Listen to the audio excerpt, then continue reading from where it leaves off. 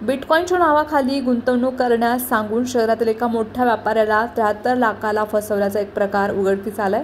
व्यापाऱ्याने कर्ज काढून जादा परताव्याच्या आमिषानं पैसे गुंतवले होते, मात्र नंतर फसवणूक झाल्याचं लक्षात आलंय। या प्रकरणी व्यापाऱ्याने सायबर सेलकडे ऑनलाईन तक्रार केली। नव्या पेठेमधील एका व्यापाऱ्याला बिटकॉईनच्या व्हॉट्सअप ग्रुपमध्ये घेण्यात आलं होतं। दररोज कोण किती पैसे गुंतवले, कोणाला किती फायदा झाला याची माहिती दिली जात होती। यातूनच व्यापाऱ्याने विश्वास ठेवून गुंतवणूक केली। व्हॉट्सअपवर आलेल्या लिंकवर जाऊन त्यानं प्रथम 10,000ची गुंतवणूक केली। त्यानंतर ॲपवरील अकाउंटमध्ये गुंतवणुकीपोटी वाढलेली व्हर्च्युअल रक्कम दाखवण्यात आली। रक्कम चौपट वाढल्याचा विश्वास बसला। पुन्हा गुंतवली, परतावा वाढत चालला होता। त्यामुळे व्यापाऱ्यानं म्युच्युअल फंडात केलेल्या गुंतवणुकीच्या आधारावर 73 लाखांचं कर्ज काढलं।